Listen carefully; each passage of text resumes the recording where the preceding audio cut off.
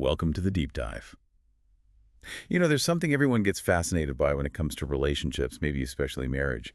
How two lives weave together, change, and sometimes they come apart. Right. And it reveals so much about just human nature. We often look for big dramas, but maybe the real stuff, the deep truths, are hidden in lives that seem pretty ordinary on the surface. That's exactly where we're heading today. We're going to dive into John Updike's The Maples stories. This collection, it just gives such a subtle picture of one particular marriage. Yeah, and our mission here really is to unpack all that emotional complexity, the way things shift between them, the dynamics, and maybe find some surprising insights that Updike offers. It's kind of a shortcut, maybe, to understanding these long relationships that, well, they define so much for so many of us. And we've got fantastic source material. We're pulling straight from Updike's collection, including his own forewords and, wow, quite a few stories. We'll touch on bits from Snawing in Greenwich Village, wife wooing, giving blood. Twin beds in Rome, marching through Boston, the taste of metal. Right. Waiting up, eros rampant, plumbing, separating, gesturing, even divorcing, a fragment, and finishing with grandparenting. So a whole arc. And these aren't just made-up stories, are they? Yeah. Updike himself sort of frames them as a way into those million mundane moments shared. Exactly. And that idea that all blessings are mixed, that really defines these long-term things, doesn't it? He describes the Maples, Richard and Joan, as shy, cheerful, and dissatisfied. They like each other, but they're also mysteries to each other. Mysteries to each other. I like that. And he has this fascinating line about the collection preserving one particular dead tongue, no easier to parse than Latin. A dead tongue. What does he mean by that? Well, I think he means the language of their intimacy, their specific way of being together. It evolved so much over time that it became almost like indecipherable, like a lost language you have to carefully piece back together, sometimes painfully, to understand what was really being said or not said. Wow. That's powerful. And this journey, it takes us from the 50s through the 70s divorce and even into them being grandparents, right? That's the scope, yeah. Okay, so let's start at the beginning. Act I, maybe the early days, seeing where those seeds of complexity first sprout. We begin with Snawing in Greenwich Village, 1956. Richard and Joan, new apartment, and they're hosting this woman, Rebecca Kuhn. Right. And Richard is still pretty young, a bit unsure as a host, kind of watching And Joan. Rebecca Kuhn, what's her deal? Oh, she's quite something. Updike paints her as tall, always slightly smiling, maybe a bit absent-minded. Her gift is telling these odd things. It's like what? Like, her old housemates, where one guy had to have his name on the mailbox because he was terrified of missing a letter. Or her rich uncle with a metal house and this huge boat he built for a trip to Polynesia, just sitting there in Oyster Bay. Huh. Those details really bring her to life. And, even in this early, seemingly simple scene, you get a sense of how an other person, just by being there, can sort of highlight unspoken things in a marriage. Rebecca's like this accidental mirror. Absolutely. You see Richard noticing Joan's face when he pours sherry, or Rebecca doing this quiet imitation of some guy's devilish antics near a greet. Tiny things, but they hint at undercurrents. And isn't there a moment almost a flirtation? Yeah, very subtle. Rebecca mentions her little apartment with the slanting roof and the double bed that's kind of wedged in like a platform. Really? And Richard actually says something like, maybe I should come up. And she just says, sure. It's just hanging there, this unspoken possibility right under the surface of their new marriage. It's amazing how much Updike packs into those quiet moments. Makes you really wonder how that evolves. So let's jump forward. 7 years later, wife wooing. The title alone suggests things have shifted. Definitely. This one's very internal from Richard's perspective. It's all about that mix of closeness and distance that's crept in. How does he capture that? Through really vivid sensory details. Like they're sitting by the fire, the kids are there eating, and he notices Joan's skirt sliding up her knee. He remembers a line from Joyce, smack warm. Yeah, connecting it to her smackable, warm woman's thigh. He's thinking about language, how it has this magical life within itself. It's beautiful writing, but there's a tension there too. Yeah, I feel that. He remembers the honeymoon clumsiness, blood badly spilled, but feels the present is this trembling point Yeah. of beginning. And that line, Wow. courting a wife takes tenfold the strength of winning an ignorant girl. It's almost a lament, isn't it? He feels like they sense everything between us, every ripple, and it's just tiring. It's not just about getting older. It's the sheer work involved in staying intimate. And the daily life stuff emphasizes that. Yeah. The baby cries, Joan's attention snaps away, and he thinks, You love the baby more than me. Right. Or later, she's reading about Nixon. He wants the light off. And that image of the rose window from the kerosene heater, a honeymoon memory, keeps coming back, like an echo of something simpler they can't quite get back to. Those little moments just add up, don't they? Okay, so let's move into Act 2. Things start to really fray here, right? Mm-hmm. External pressures, internal shifts. We're at 9 years, giving blood.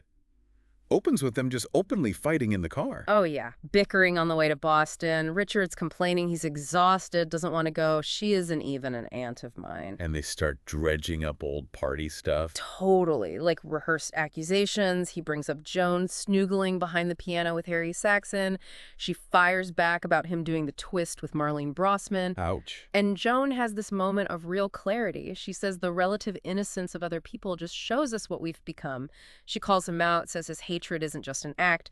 She sees right through his strategy, thinking he wants to pair her off with someone else to clear his own conscience. It's pretty brutal.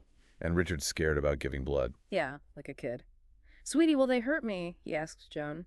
But Joan, she's completely calm during the whole thing. Even remarks his blood doesn't move much until after midnight. Weird detail. It is. He feels plunged fathoms deep into the wrong. And then that image you mentioned earlier, their blood somehow merged on the floor, their spirits gliding on the ceiling. It's this really strange, almost mystical connection amidst the conflict. But then, afterward, there's a moment of tenderness. Briefly. In the pancake house, yeah. He says, "Gee, I loved you back in the blood room. You were so brave." A real flicker of connection. But it doesn't last. Nope. Instantly vanishes when he finds only $1 in his wallet. He just explodes with rage over this tiny thing. And Joan, she goes back into that porcelain shell, calmly suggests they'll both pay. It's like their whole relationship in miniature. These huge swings over everyday stuff. That pattern is so clear. So the stage is set for things to unravel even more. Twin beds in Rome.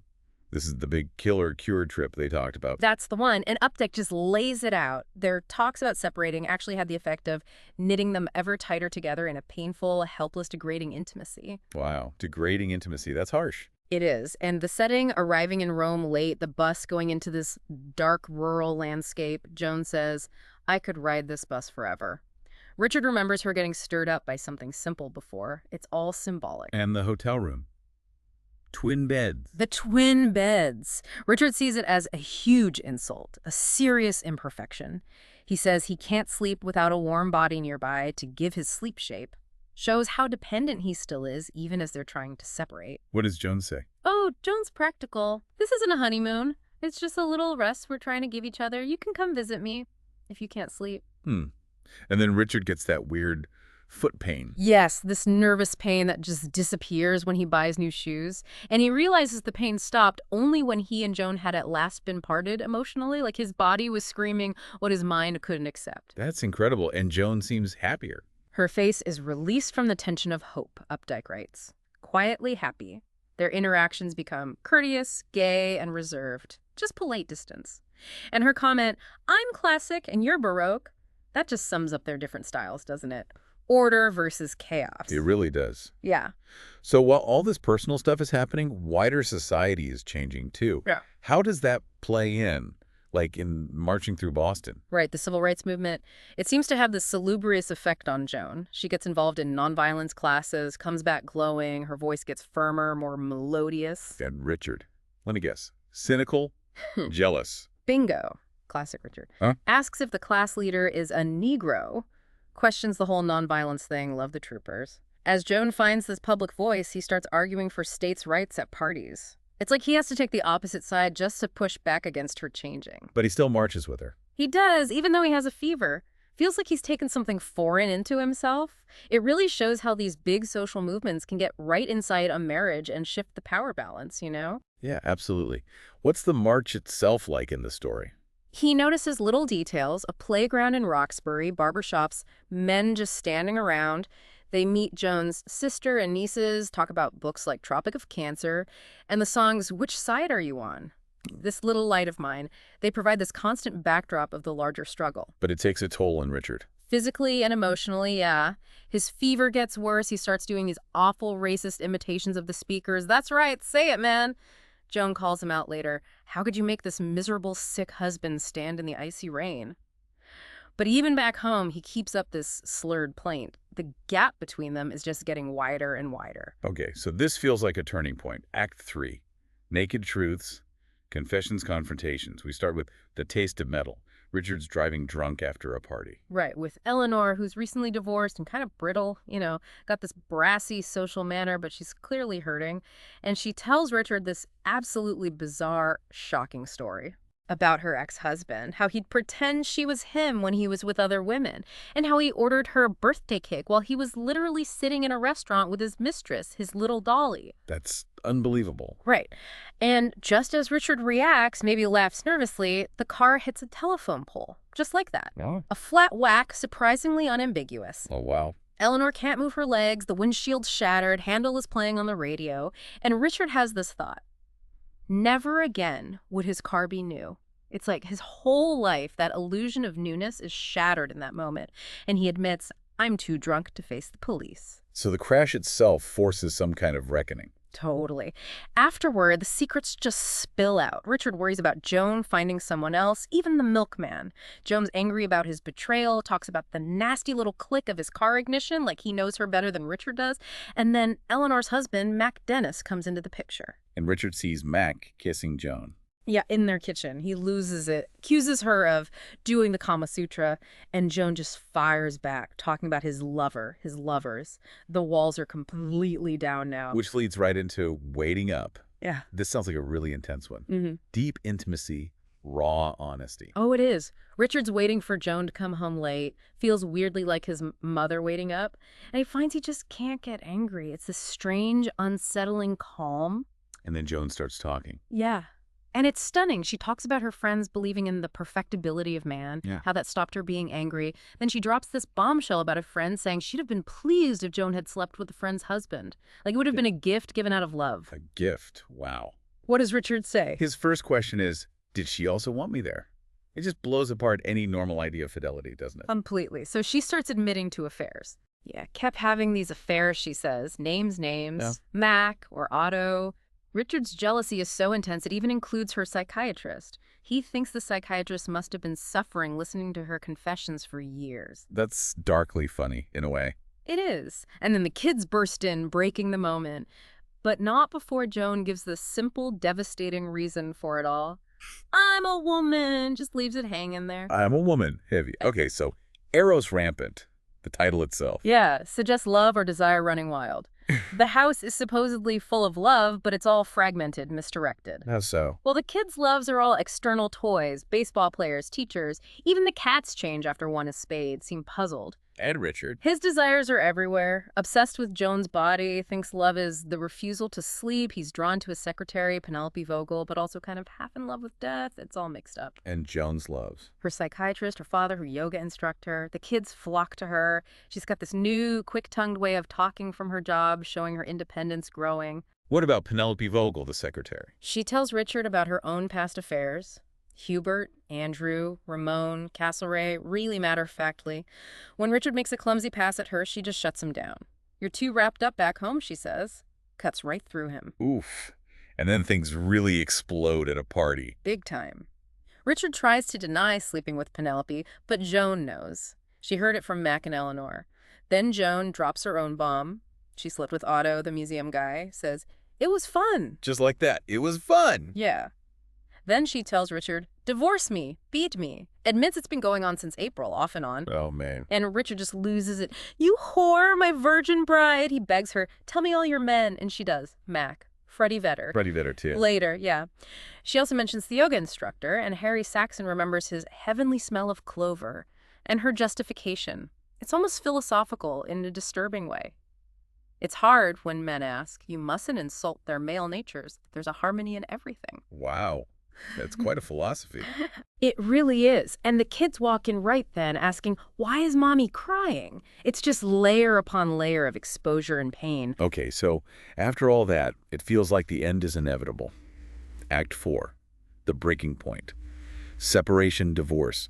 Plumbing focuses on the end of the house. Yeah, the shared home. Richard's dealing with an old plumber, thinking about how things don't last, like the old lead pipe joints that took 16 distinct motions to make. All that effort put into something that eventually fails. like their marriage. And the house itself.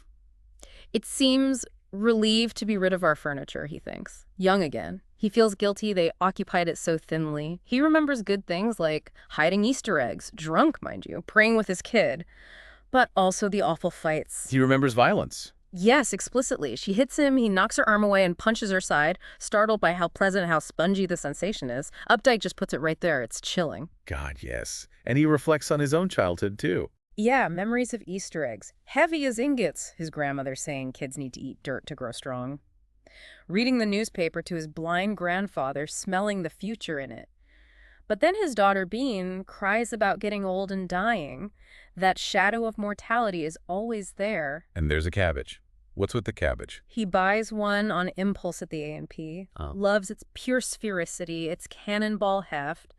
Bean hates it. The cabbage just sits there and withers, and Richard thinks it symbolizes his mistresses discovered, mocked by Joan, and then abandoned. But Joan's lovers. We're different, he thinks. Self-packaged as nicely as a cabbage, discovered much later. It's a really pointed comparison about how they handled their secrets. They even garden differently, right? Totally. Joan's timid with pruning shears. Richard attacks the bushes, wants to basically eliminate nature, create these clean, scoured spaces, seeking order, control maybe? Yeah, seems like it. And their kids are growing up through all this. Judith challenging her brother about poverty. Right, showing her social conscience, doing yoga, arched like a staple. And Richard tells the story about going to a porn theater. A blue movie, yeah, finds it disgusting. A theater full of motionless men, spaced out like checkers, humanity in stunned witness of its own process of perpetuation. It's a bleak image. Joan tries to spin his golf positively. You're sublimating. Sublimating. Right. And they both have death fantasies. Yeah, it's pretty dark. Joan sees hers as cleansing. Richard imagines his funeral, thinking in death he would grow to his true size. It shows how trapped they both feel, maybe looking for escape even in morbid thoughts. Okay, so the actual separation happens in separating. Whoa. Beautiful June weather mocking them. Exactly. Perfect weather outside, misery inside. Joan decides to wait till all the kids are home for summer to break the news. Just heartbreaking. And they built a tennis court right before this. Yeah, this dramatic home improvement right before the biggest crisis, a pattern they'd seen with friends, like trying to build something solid while everything else is crumbling. Richard works on it with purposeful desolation. And he gets obsessed with fixing a lock. The porch lock, yeah, battening down the house against his absence. Like Houdini making things secure before escaping. But the lock is hard to fix, symbolizing how hard it is to really contain the damage, maybe. And telling the kids, that must be awful. Gut-wrenching is the word. Updike describes it as hitting knife-sharp walls. Judith tries to be cool about it. John gets drunk, yells why, blaming the whole crummy year. Bean is quiet. Dickie just hugs his dad, understanding without words. And Richard breaks down. Completely. Tears flowing steadily, purely, endlessly, fruitfully. He admits, I hated this. My father would have died before doing it to me. That sense of repeating a painful pattern or maybe breaking one in a painful way. So the final steps. Yeah. Gesturing and divorcing. A fragment. Right. Joan makes this gesture, tapping fingers into her palms, saying she's decided to kick you out. Richard feels strangely vaporized, both happy and scared. He moves out. Yeah, gets an apartment in Boston, black and white tiles like a Vermeer painting, sees a skyscraper reflecting the sky and feels like he's given birth to a black hole. Such a stark image of loneliness. And he becomes neat. A neat and thrifty housekeeper, yeah. He compares his new wife Ruth's messy ashtrays to Joan's tidy nest of filters. He realizes he's always observing, always performing, even when he's alone. Then he tries to get their marriage license. Yeah, the copy. It brings back fragmented memories of the wedding day, a fog of shadowless sunlight. And he realizes he forgot the kiss. A crucial detail, just gone. Wow. And he reads about physics. On the subway, yeah. Yeah. A pamphlet about the 4 forces of nature. He really connects with the weak force, described as like a tiny slaw in a bell that eventually makes the whole thing shatter. He sees marriage like that. That's quite an analogy. And he adds his own forces. Love, habit, time, and boredom. Says time and boredom just level everything. Then he rips up the marriage license copy, regrets it immediately. And Joan isn't doing well. A year and a half later, she's described as suicidal, depressive, beaten. Richard feels guilty, even wants to die with her, but he's feeling healthier himself. It's that awful tangle his freedom seems linked to her pain. And the actual divorce. At the courthouse, their lawyers are total opposites. His is fatherly, hers is natty and flip. Richard fumbles for a reason. Political differences, not much physical violence, didn't get along that well sexually. The judge just asks simple questions. It's over. He kisses Joan, a kiss that's obsolete at their own ceremony.